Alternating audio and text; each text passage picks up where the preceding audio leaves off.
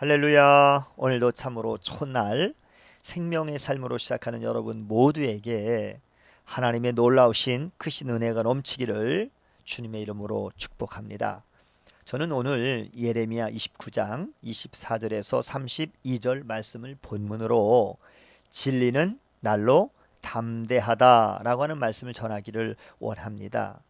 하나님의 사람은 외로울 때가 많이 있습니다. 홀로 고독한 시간을 보낼 때가 많기 때문이죠. 주변에 믿음의 지체들이 없다면 더더욱 그렇습니다.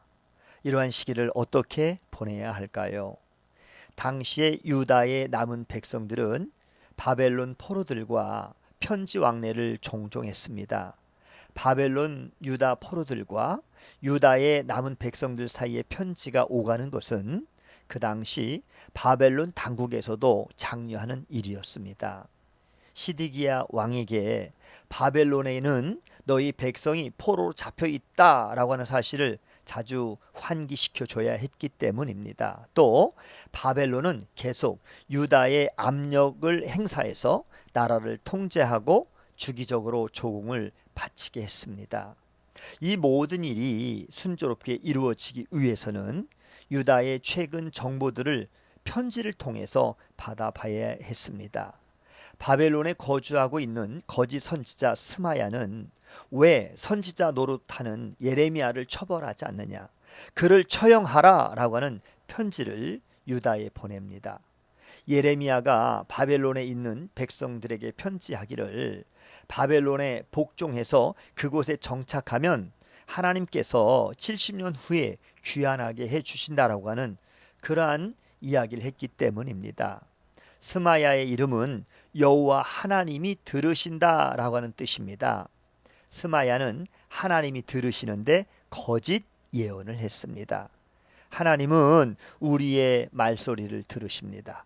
우리가 하는 말을 다 듣고 계시고 우리가 하는 문자, 우리가 하는 메시지, 우리가 하는 편지, 우리가 하는 모든 글을 다 보고 들으십니다. 바벨론에 있는 거짓 선지자 스마야가 유다에 있는 백성과 제사장 스바냐 그리고 모든 제사장에게 편지합니다.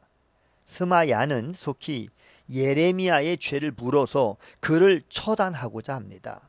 스마야의 편지를 받은 사람 중 한 명이 제사장 스바냐인데요. 스바냐는 예루살렘의 제사장 여호야다를 대신해서 제사장이 된 사람입니다. 그는 또 성전 감독자입니다. 성전 감독자는 나라의 영적 질서를 깨뜨리는 사람이 있으면 벌을 내릴 수 있는 그러한 권력을 가지고 있는 사람입니다.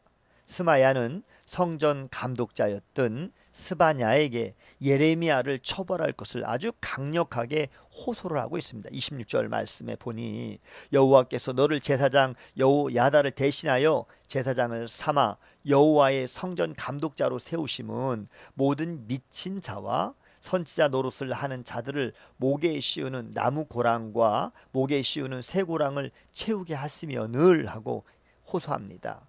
일전에 예레미야는 바벨론의 멍에를 매라고 선포를 했습니다. 그런데 스마야는 바벨론의 멍에를 매라고 말한 예레미야의 목에 나무 고랑과 새 고랑을 채우라고 말하고 있습니다.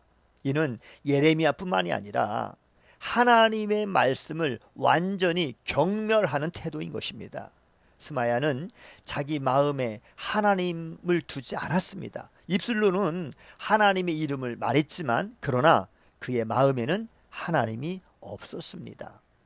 하나님이 마음에 없는 사람은 자신의 욕망대로 자기 권력을 이용해서 하나님의 사람을 도리어 공격을 합니다.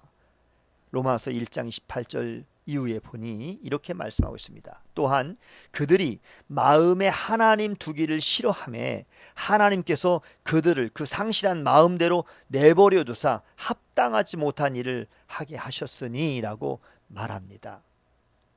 제사장 스바냐가 스마야의 편지를 예레미야에게 읽어주자 여호와 하나님의 이 말씀이 예레미야에게 임했습니다. 하나님은 스마야를 보내지 않으셨다라고 단언하십니다. 하나님이 보내시지 않으셨다라고 한다면 그것으로 끝인 것입니다. 말의 잘잘못을 따지지 않고 바로 저주가 임합니다. 하나님은 스마야와 그 자손을 벌해서 살아남을 자손이 하나도 없을 것이라고 말씀하십니다. 우리가 가장 두려워할 분은 누구입니까? 바로 하나님이십니다. 사람들은 질병, 사고, 시험, 전염병 등 이런 것들을 두려워하지만 사실상 가장 두려워할 대상은 바로 하나님이십니다. 데살로니가후서 1장 8절에서 9절에도 이렇게 말씀하고 계십니다. 하나님을 모르는 자들과 우리 주 예수의 복음에 복종하지 않는 자들에게 형벌을 내리시리니 이러한 자들은 주의 얼굴과 그의 심의 영광을 떠나 영원한 멸망의 형벌을 받으리로다 라고 말씀하셨습니다. 이제 말씀을 정리합니다. 맨발의 천사 최춘선 할아버지는 진리는 고독해도 날로 담대합니다 라고 말합니다. 하나님의 편에 서서 진리의 메시지를 전하고 진리의 길을 사는 사람은 예레미야처럼 고독합니다.